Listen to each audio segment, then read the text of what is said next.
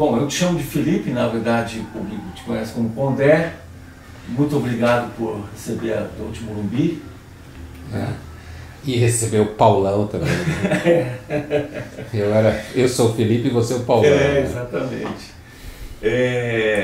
Acho que é até legal, eu gostaria de lembrar, essa não é a primeira vez que eu te entrevisto, né?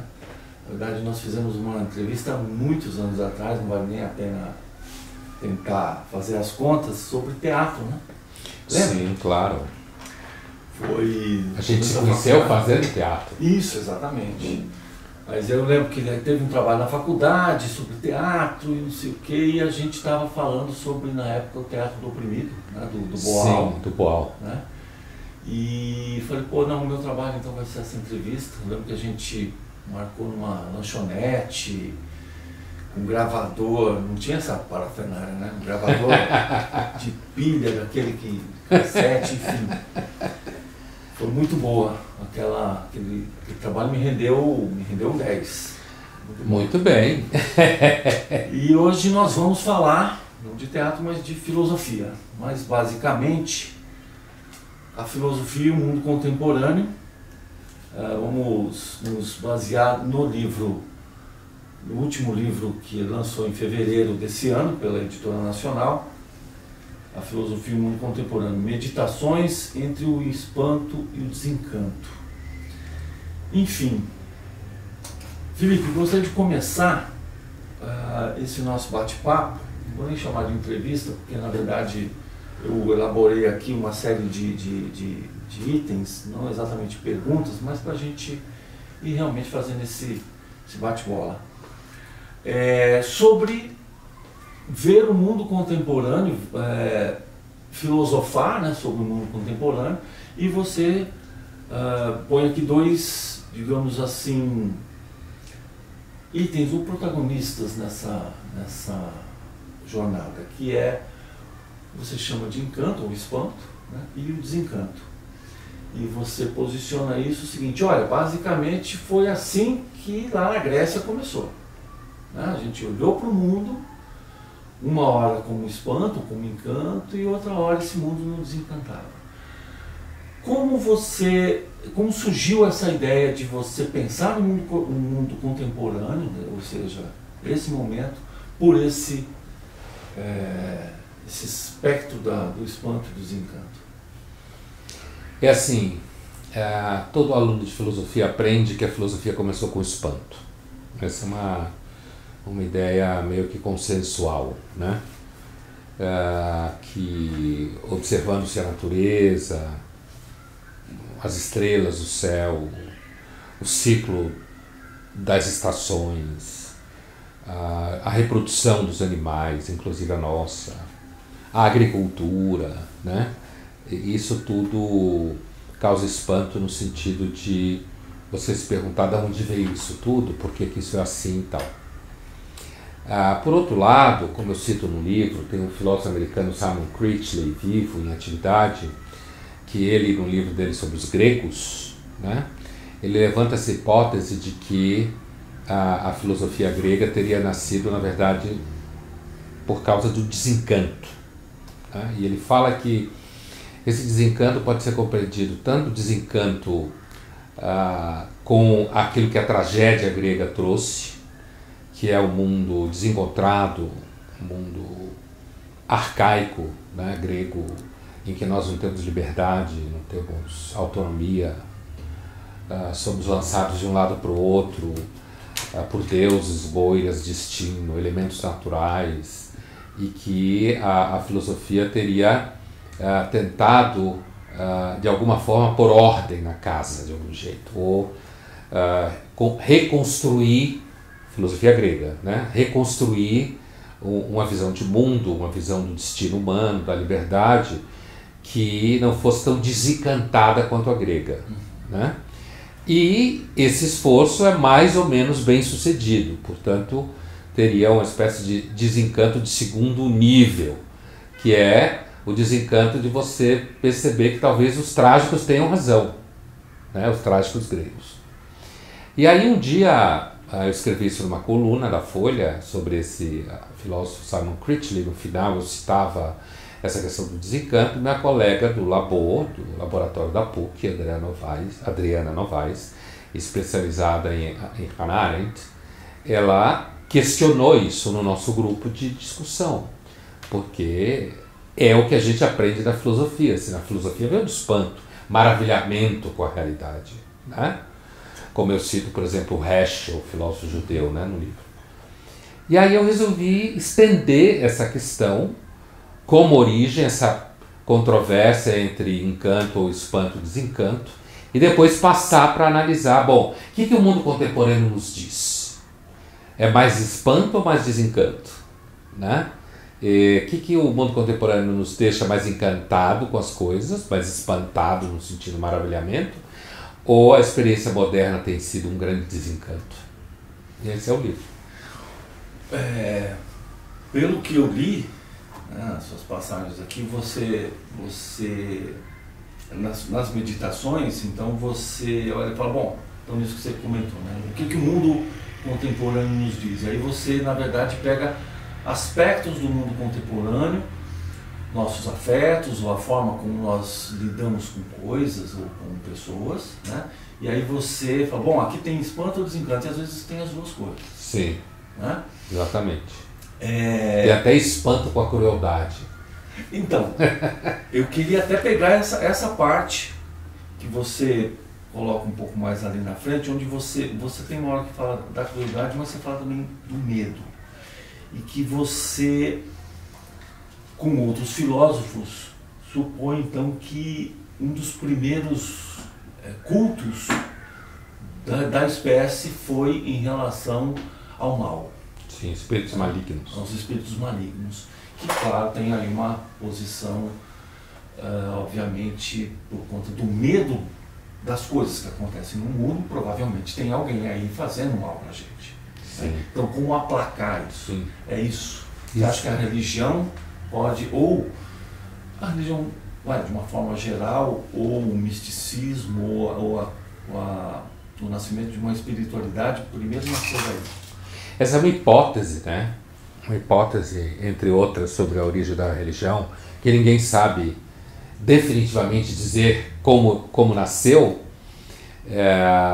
mas como tudo que é cultural, né? Nasceu meio sem querer e depois vai se institucionalizando. Em 1900, um historiador alemão radicado nos Estados Unidos, Paul Karus, escreve um livro chamado História do Diabo. Ele era um comparativista, que é uma linhagem de historiadores da religião que estudam as semelhanças. E ele escreve esse livro, História do Diabo, não é propriamente a história do personagem do diabo, que é mais famoso, mas é a história do culto a espíritos malignos a partir de textos antigos. E ele levanta essa hipótese de que é possível que a gente tenha começado os cultos, ou pelo menos muitos cultos do início, foram cultos a espíritos malignos e violentos que a gente chama de demônios, né? Porque a nossa condição tão precária, né? A gente chegou à conclusão que quem mandava era contra nós.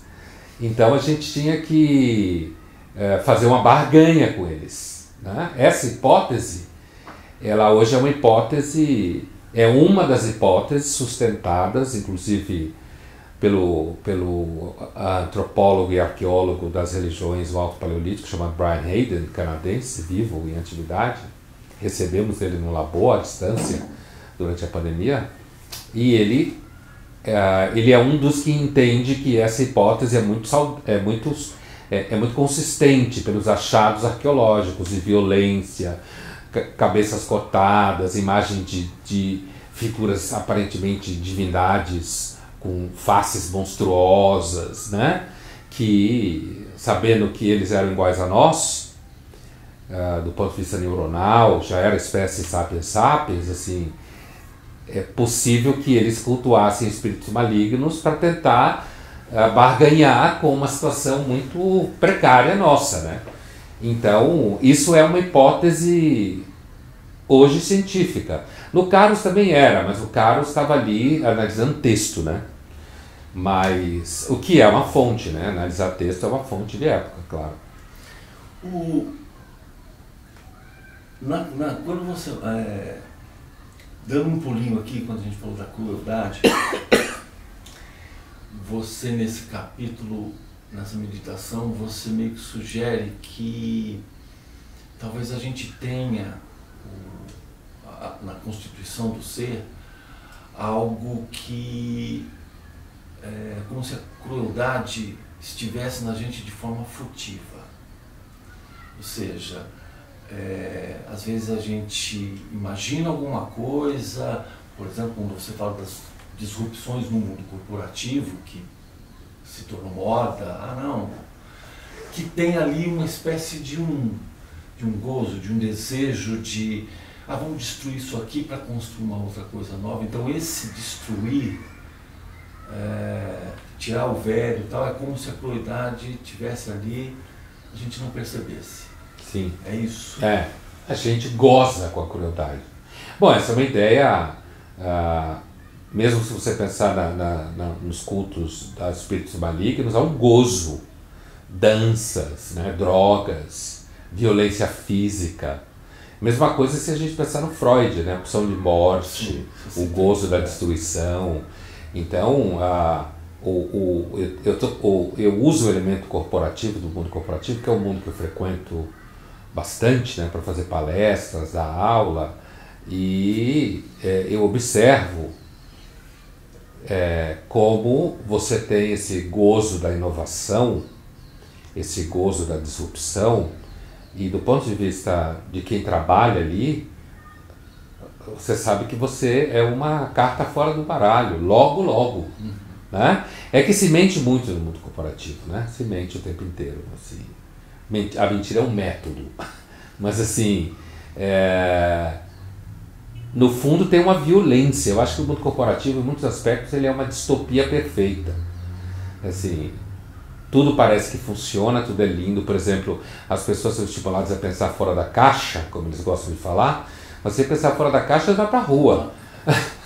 Você tem que pensar e respirar dentro da caixa o tempo inteiro. Então, especialmente às vezes da caixa de alguém. Exatamente. Senão você dança com esse alguém, né? E, então tem uma deformação, de certa forma, um processo de deformação nesse ambiente. E aí tem o gozo da crueldade, né? Claro, eu levantei aqui também a questão do mundo corporativo, você cita ele, mas pelo que eu entendi aqui, na verdade a crueldade, quando eu digo que ela faz parte da nossa condição, ela está em todo lugar, ou seja, nas nossas relações, com a família, com amigos, com a forma como a gente vê o mundo. Você acha que isso é uma forma própria nossa de lidar com a natureza no geral, ou seja, desde os primórdios, assim, poxa, sei lá, eu preciso que algo aconteça, eu preciso, por exemplo, saciar minha fome, então eu preciso caçar, eu preciso... Sim, claro. Tanto que quando eu estou fazendo a diferença entre natureza prometeica, natureza órfica, quer dizer, a forma de se lidar com a natureza na chave prometeica é na chave da agressão, né? E que tem, quer dizer, a violência, a crueldade está na natureza.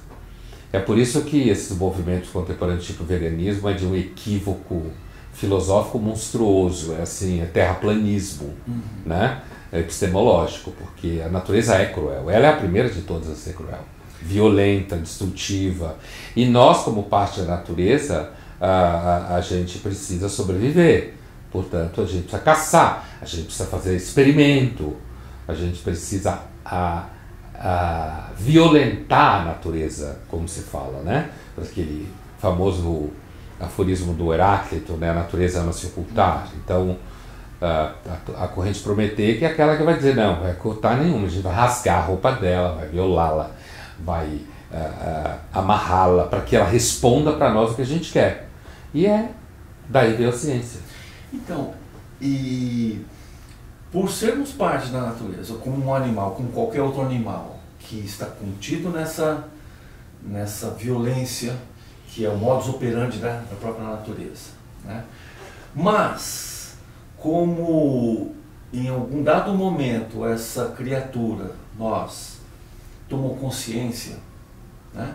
Se virou dos lados e se percebeu no mundo, né? E de repente ela percebeu que ela também é cruel, como a própria natureza, isso causou um mal-estar num primeiro momento e a gente tenta negar isso. Eu acho que a tentativa de negar isso de forma sistemática ou sistêmica é mais recente, né? Assim, Tá. Porque a violência sempre esteve presente na história da humanidade. Você pegar, por exemplo, os gregos, que é seguramente um dos maiores povos da antiguidade, um dos maiores produtores de cultura conhecidos entre a humanidade, né, até hoje, e eles, por exemplo, os gregos não tinham nem noção do que a gente chamaria de humanidade. Eles não viam os seres humanos como todos iguais. Entende? Essa noção na filosofia vai aparecer, por exemplo, em Santo Agostinho, ainda que não em progresso, na noção de humanidade em progresso, mas na noção de que nós todos somos iguais perante Deus, que é uma noção do cristianismo. Os gregos antigos não tinham essa percepção, então essa ideia de que alguns são escravos é tão natural quanto o sol nascer. Entende? Então, eu quero marcar isso como exemplo de violência de uma civilização extremamente poderosa, como a filosofia grega, como a cultura grega, não só a filosofia. Mas assim, do século XVIII para cá, foi-se paulatinamente construindo uma imagem do ser humano em progresso,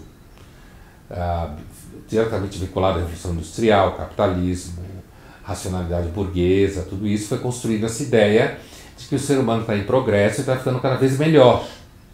Então, seguramente a dificuldade para lidar com essa dimensão violenta do ser humano, essa dimensão sombria, é um fenômeno moderno, dos últimos 300 anos em crescimento, né? E que nos últimos tempos, com as redes sociais, né, isso se transformou na verdadeira obsessão. Isso é marketing. Todo mundo é legal, todo mundo... Agora, enquanto a gente está fazendo essa entrevista, todo mundo no Brasil ou no mundo está chorando por causa da violência da Amazônia, certo? A Amazônia, ela é violenta e ela mata há muito tempo, né? O que é terrível, mas é assim que é e provavelmente vai continuar sendo, porque com mudança de governo, a Amazônia é uma catástrofe muito antes do Bolsonaro ser uma catástrofe, né? Então assim, mas agora todo mundo acha que está do lado do bem. Isso é marketing, você tem que fazer isso, porque senão as ações da tua empresa caem, certo? Então a mentira sobre si mesmo se transformou em branding, em todos os níveis.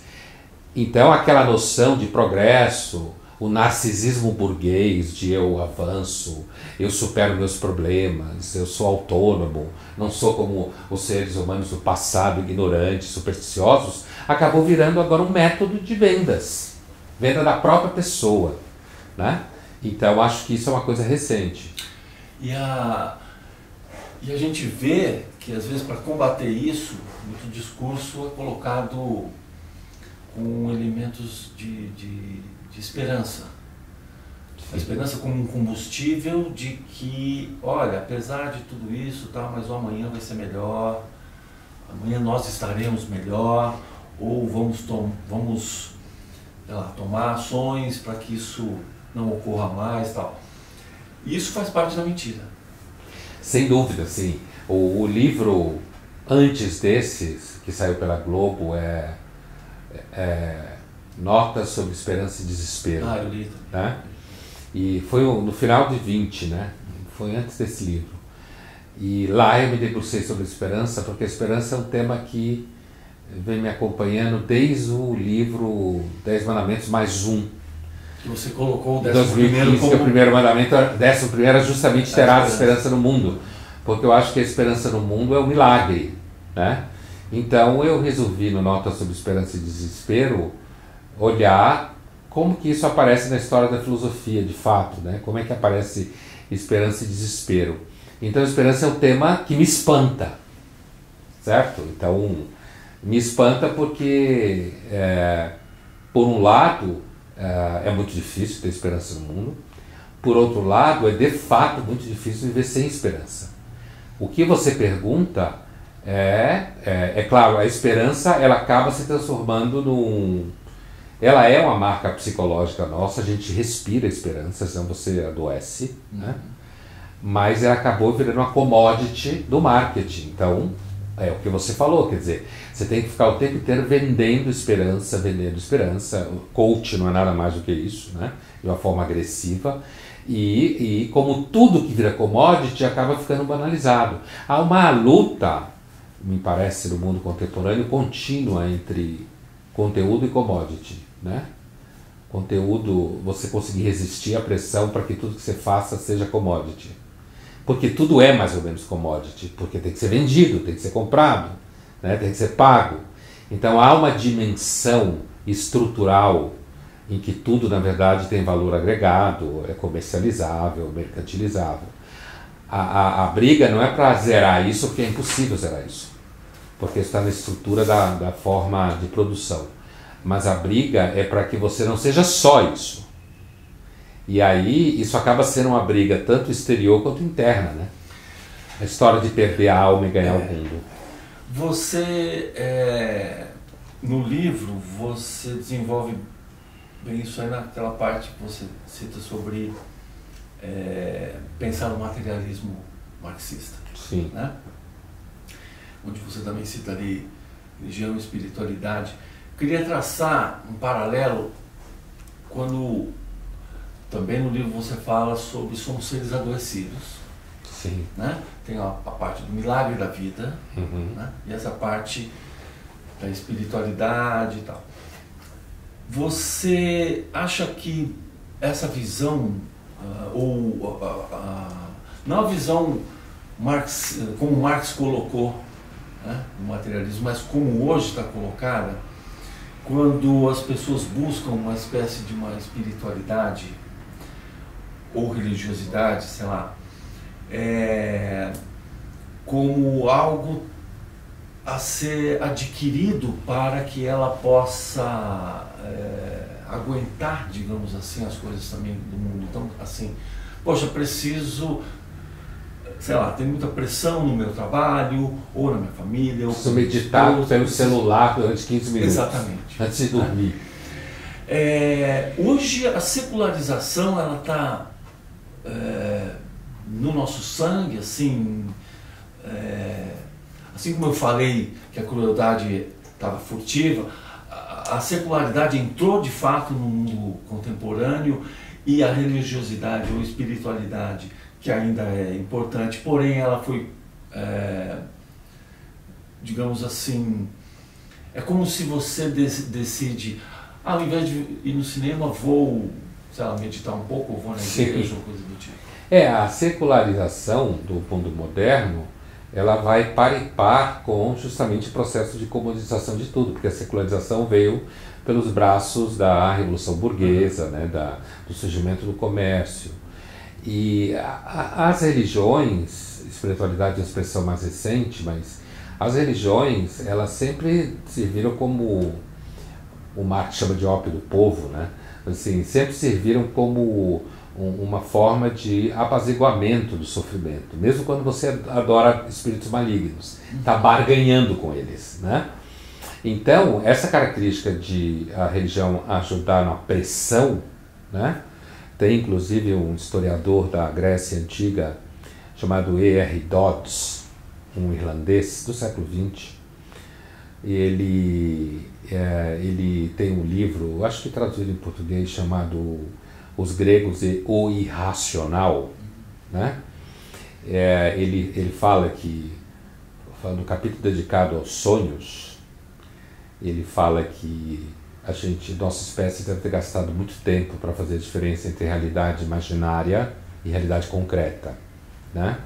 E ele usa uma expressão muito interessante que é assim, porque a realidade presa no espaço e tempo nos é uma ofensa, muitas vezes. Porque a gente gostaria de escapar do espaço e tempo, inclusive do ponto de vista da morte, né? Da duração do tempo. Então, sempre foi difícil lidar com essa ofensa, digamos assim, como diz o Dodds. E aí as religiões, a crença no sobrenatural, todo esse conjunto de coisas que não é da ordem de uma invenção puramente intelectual, é alguma coisa mais visceral, né? Está no plano do irracional mesmo. E isso daí sempre nos ajudou a lidar com as pressões, digamos assim. O que eu acho que há de diferente hoje nas novas espiritualidades, às quais você se refere, essa coisa de meditar um pouquinho aqui, achar que trocar o móvel de posição vai melhorar a energia da casa, fazer um workshop ali. A diferença é que essas experiências atuais, elas estão de alguma forma gourmetizadas, como se fala por aí. Quer dizer, as experiências religiosas antigas, elas eram pesadíssimas, entendeu? Assim, a lida com os demônios era uma coisa terrível. E hoje não, hoje você muda a cor da parede, lê um livrinho de autoajuda, medita 15 minutos no celular e você agradece durante o dia o que você fez, isso faz você dormir melhor, sabe, essas coisas? E então acho que o que há de hoje diferente nessa relação com as espiritualidades é que hoje elas são tipo assim, junk religion, assim, quase como junk food, entendeu? Toma uma pílula e vai dormir. É isso aí. Né? Porque eu já li e eu já ouvi você também falando e também nos seus textos que a religião, a prática religiosa, na verdade, ela nunca foi apartada da vida. Sim. Né? Ela sempre foi... as pessoas não viam a prática como algo que não tem hora para fazer, hora para terminar. Sim. Né?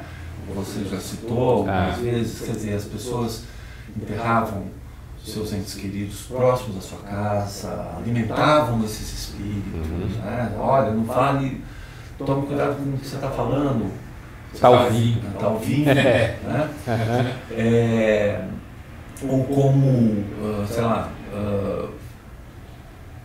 entrar em ritos, por exemplo, para a questão de agricultura, por causa do tempo.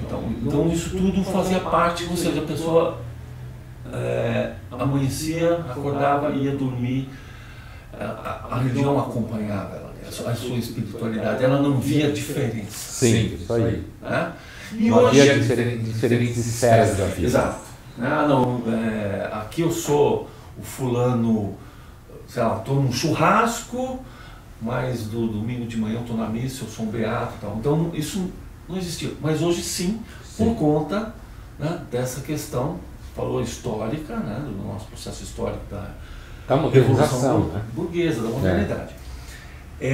Eu lembro uma vez que a gente conversou, há muitos anos, e não lembro exatamente o contexto, mas eu lhe fiz uma pergunta sobre a nossa capacidade de resolver algumas questões, e eu lembro que você me disse o seguinte: olha, hoje em dia é difícil porque nós não conseguimos transcender o consumo. Quer dizer, no nosso dia a dia, tudo que nós fazemos, tudo que está projetado, você como um indivíduo, um agente sozinho, você não consegue transcender o consumo. Tudo que você vai fazer é consumo. Por conta disso, a gente se encontra nessa encruzilhada, quer dizer, tudo é commodity, a gente lida com mentiras o tempo todo, ao mesmo tempo temos que tomar a nossa dose de esperança, temos que saber diferenciar os caminhos. Essa é a nossa parte doente, quer dizer, nós transitamos sempre ainda a gente não sabe direito o que é realidade ou o que não é realidade. Quer dizer, por mais tecnologia ou conhecimento que a gente adquire, ou a gente adquiriu, nós ainda estamos na mesma areia movediça de ancestrais, dos nossos ancestrais. Nós somos uma espécie pré-histórica com o celular na mão, sabe? A gente... Passeando no shopping center. Passeando no shopping center. Nós somos a gente continua igualzinho ao que a gente era 100 mil anos atrás. Quer dizer, inclusive isso é importante mesmo para entender como a gente era, pela precariedade de dados arqueológicos.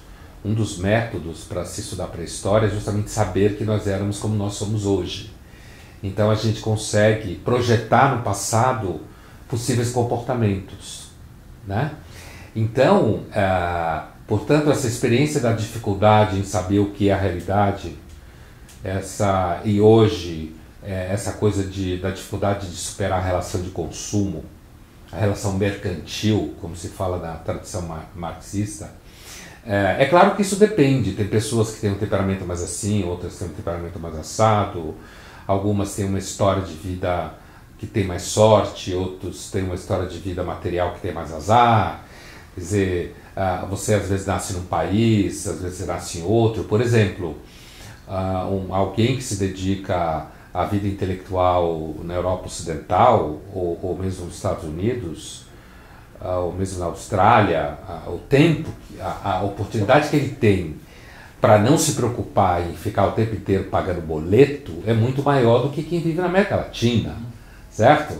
Então o sujeito consegue ficar, sei lá, 10 horas do dia ocupado com uma coisa só, porque a vida dele é muito mais segura nesse sentido material. Então você tem elementos que fazem com que a vida seja mais agressivamente comoditizada no espaço e menos o outro, pelo menos em elementos, por exemplo, profissionais, né?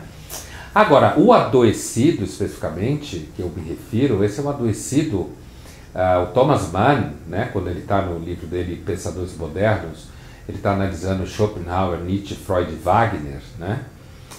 Ele diz que esses autores teriam estabelecido uma espécie de ruptura no mainstream filosófico, que era entender a filosofia e o conhecimento e o ser humano como parte de uma harmonia, de uma vocação ao logos, à racionalidade, e que esses autores de diferentes formas, né, o Wagner é muito mais músico do que, apesar de que ele escreveu textos, mas esses autores teriam olhado o ser humano de uma forma muito influenciada pela experiência moderna, de uma forma negativa. Em que sentido moderna negativa? No sentido de pensar o ser humano como portador de elementos insaciáveis, como no Schopenhauer, uma vontade incontrolável, irracível, destrutiva, cega, né? E nesse sentido eles teriam posto uma verdadeira cunha no meio do otimismo moderno. Olha, não é perfectível o ser humano não, viu? O ser humano na realidade é adoecido. Ele tem um conflito entre razão, emoção, desejo, certo? Ele não é passível de ser harmonizado, como esse discurso perfectibilizante da modernidade burguesa está fazendo. Não, tudo é uma questão de uso da razão. Se você conseguir arrumar tudo racionalmente, você vai conseguir ter um ser humano em processo de crescimento e avanço. E aí não, ele diz, não, olha, esses autores aqui romperam, e de fato Schopenhauer é o primeiro, né? Rompe mesmo com a visão positiva do ser humano e do cosmos, né? Schopenhauer não é só o ser humano que é louco, a natureza é louca, agressiva. Que justamente as paixões, né, elas são forças dissolutivas. Sim. Então, quer dizer, você pode até, no âmbito da razão, você formular questões, encaixar, não, aqui faz assim, ó, dá certo assim, olha, vai dar esse resultado, tudo, mas está tudo certo. Só que aí você põe o ser humano nesse meio e aí, sei lá, o cara brigou com a mulher, ou a mulher brigou com o marido, com os filhos, não sei o que, aquele dia ela tá azeda, tá com humor, pronto. Sai tudo do lugar. Sai tudo fora, né? Aquele quebra-cabeça, pronto, já. E aí você enfim, tem a razão solapada ali com a emoção agindo. Então, não é possível, às vezes, você definir certos caminhos ou certos roteiros sem colocar a natureza humana na equação. Ah, sim, com certeza. Vê. E aqui a gente não precisa nem ter uma ideia de entrar numa discussão sobre a substância da natureza humana.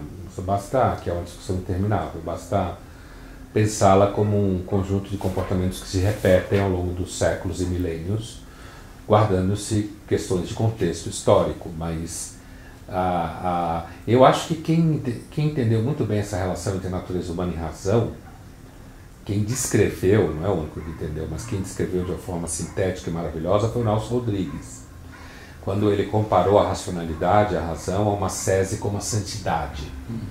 Ele diz que a racionalidade, o uso da razão, é uma sese dolorida como a santidade. Um esforço gigantesco para se ser racional, o tempo todo. É muito difícil, seja no plano pessoal, como você citava, a relação com marido, mulher, filhos, no plano do trabalho, na relação política. Imagine a devastação política que a gente vive hoje no mundo, não só no Brasil. O orgulho, é muito difícil às vezes você ultrapassá-lo, né? Sim. O orgulho é constitutivo. O problema é que o orgulho, para não ser doente, ele precisa ser alimentado de feitos. E o orgulho, normalmente ele é, quanto menos feitos ele tem, mais patológico ele é. Essa é a vocação que ele tem ao vazio. Vaidade, vanitas, vazio, né? Vaidade, da palavra latina, vanitas, quer dizer, a vaidade, o orgulho, ele é equilibrado quando você olha e tem feitos. Mas é por isso que o orgulho, um jovem de 17 anos que acha que pode julgar o mundo, é um orgulhoso desvaiado. Não entende porra nenhuma do que está acontecendo no mundo, nada. Acabou de chegar. Aquilo que a gente estava falando, às vezes você vai avançando na sua idade e vai ouvindo uma coisa ali, lê outra coisa ali e tal, e um belo dia no seu quarto você fala, opa, tive uma epifania aqui, já sei de tudo, vou sair aí, enfim, acusando as pessoas ou dizendo como é que elas têm que agir, etc, etc. Agora vamos dar um salto mortal, como você gosta de dizer. E você falou do Nelson Rodrigues e você falou dessa acesse para a santidade, sobre a graça, né, que você fala aqui também no livro, e essa, na verdade, até em dois momentos. Tem um que você dedica, né, à graça mesmo, e sobre o próprio milagre da vida. E aí você define assim, aquilo que alguém faz totalmente desinteressado, né? Quando você testemunha uma ação ou algo que você fala, essa pessoa fez isso e eu não consigo ver nenhuma relação, o porquê dela ter feito isso. Isso que ela fez nada lhe beneficia, né? Ela fez de graça. Ela fez de graça. Como se diz em português. Né? E aí ela é como se ela recebesse essa graça. E aí, como você já citou, e o próprio Nelson citava também, é como você está diante de um milagre. Sim. Né? Isso é possível. A gente vê isso acontecer. Eu acho que isso é possível, sim. Né? Assim, por exemplo, na literatura, isso é maravilhosamente descrito pelo Victor Hugo. Sim, Nos Miseráveis, a cena dos castiçais. Né?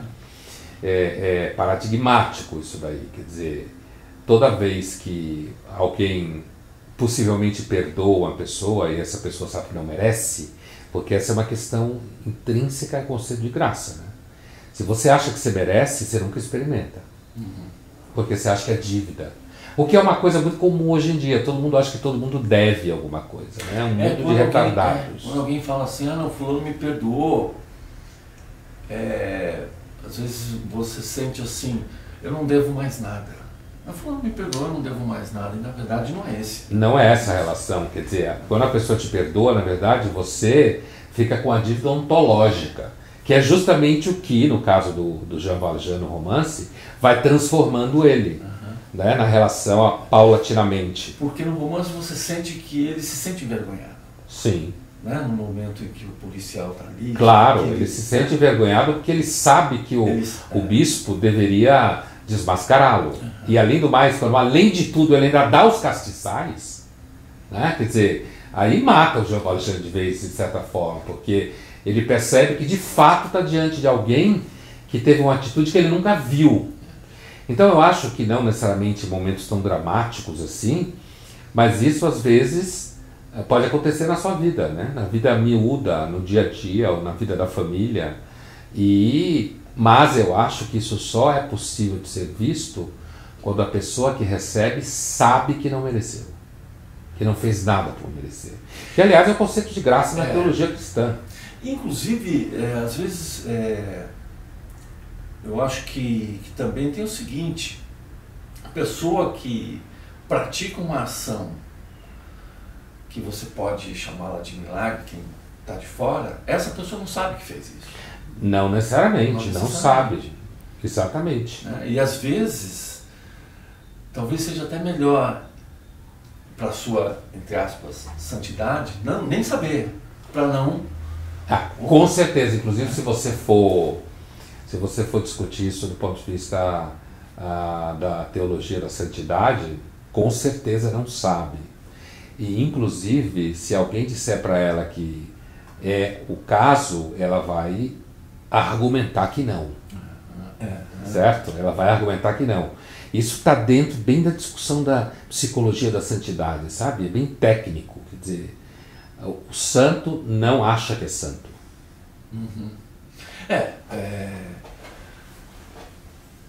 Como você também já citou em algumas entrevistas, em algumas palestras, né, sobre o rei Davi. Sim, o bem-amado de Deus. Ou seja, e palavras do Nelson, né, os pecadores são os que estão mais próximos de Deus. Né? Sim. Aquele que sabe que não é merecedor. Só os pecadores verão a Deus na tradição bíblica. No Nelson, só os neuróticos. Só os neuróticos. É verdade. Maravilhoso, maravilhoso. Mas ele está dizendo a mesma coisa. Então, e é isso, né? Você cita, né, a banalidade do dia a dia. Né? Quer dizer, você vê às vezes a graça na banalidade do dia a dia. É o desinteresse.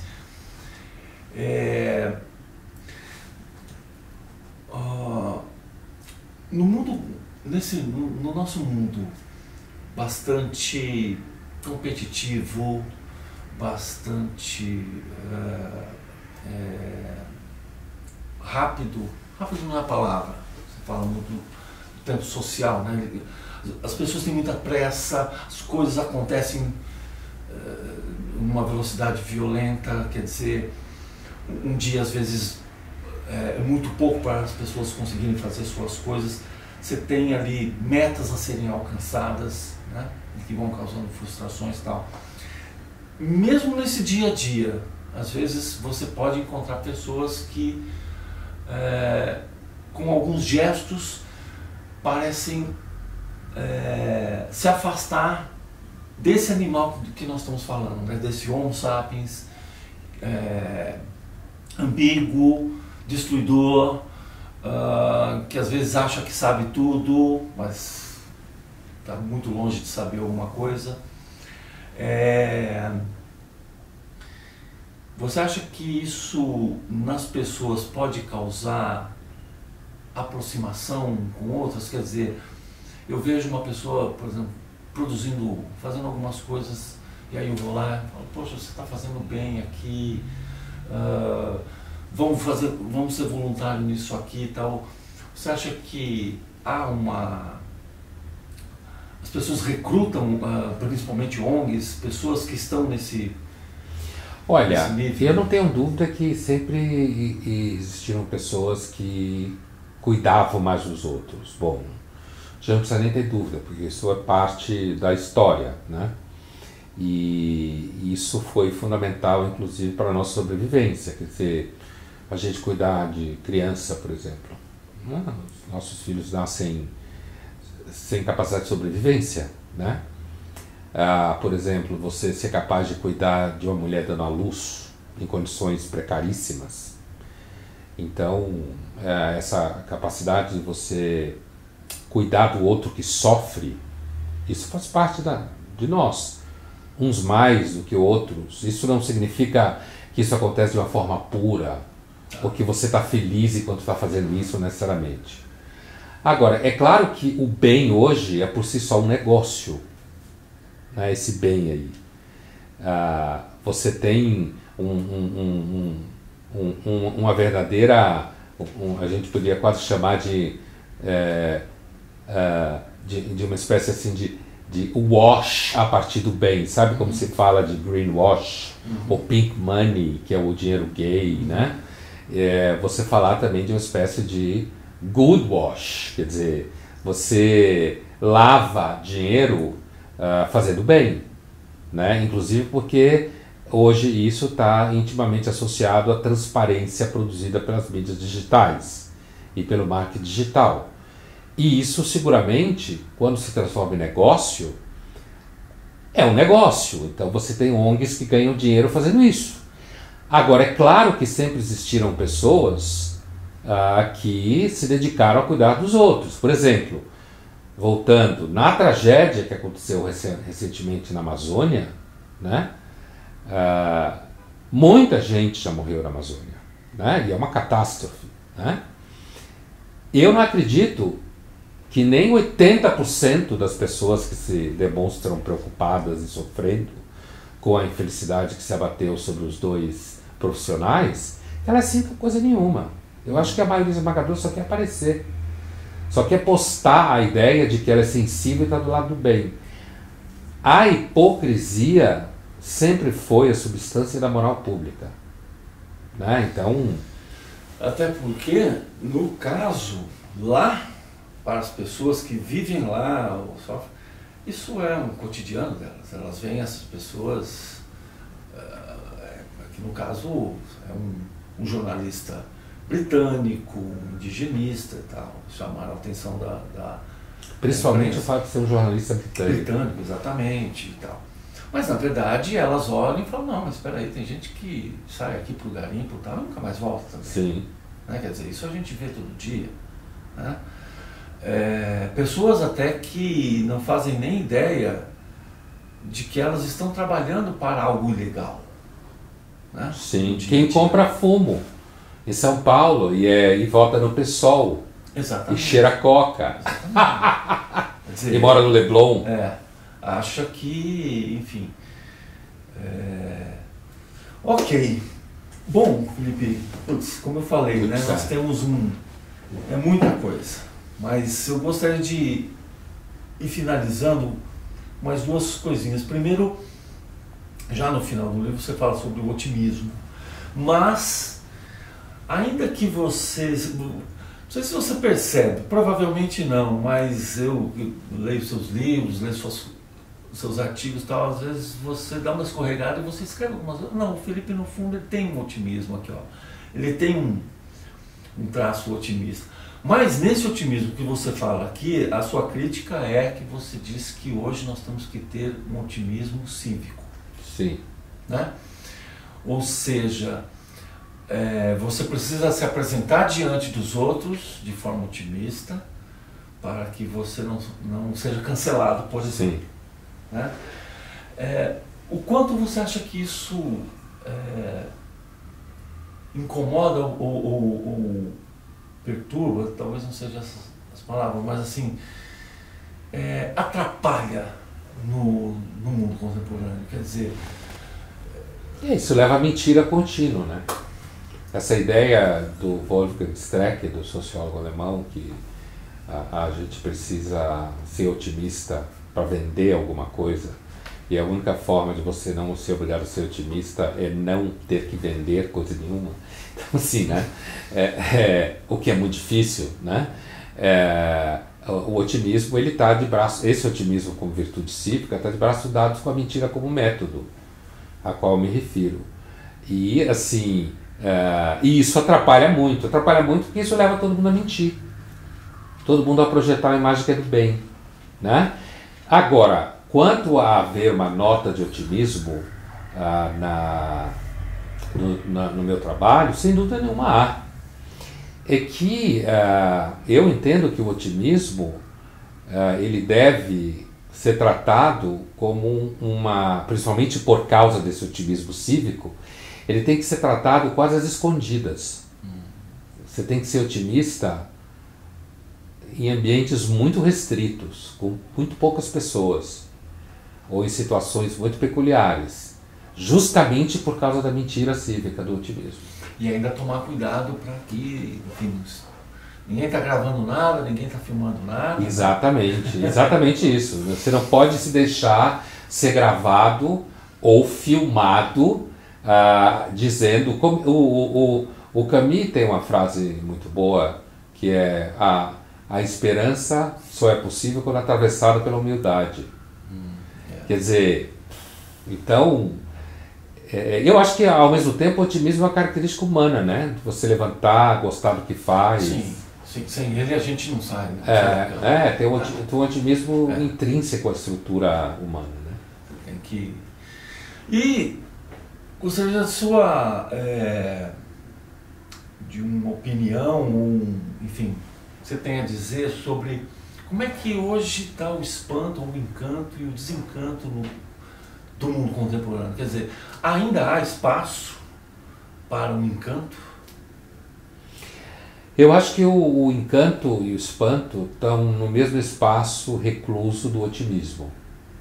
É alguma coisa que se tomar muito cuidado para não virar um espanto em 24 meses pago pela CVC, sabe? Numa viagem assim banal.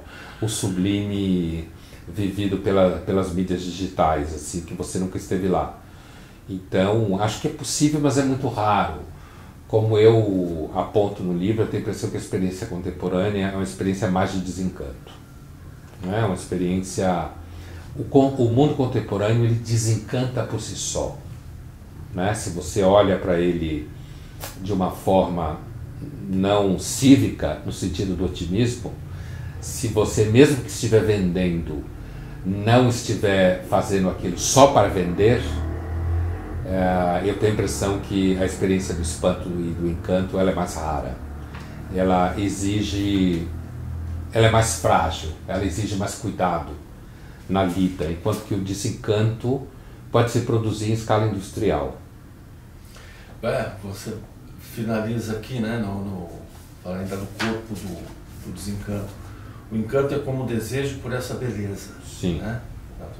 A fronteira é mais sutil do que parece. Violá-la ou cultuá-la é da natureza íntima desse dilema. Esses somos nós, ainda sem solução. Claro, nunca teve solução. O mundo não tem solução, não tem salvação, nem o ser humano, não existe. O que não significa que a gente não possa de vez em quando fazer as coisas menos ruins do que outras. Ah, sim. Né? Mas salvação não tem. Felipe, muito obrigado. Eu que te agradeço. Foi muito gostoso, espero que a gente possa voltar a conversar sobre outras coisas mais no futuro. Com certeza. Obrigado a Dolce Olimpia, você, Paulo. Obrigado.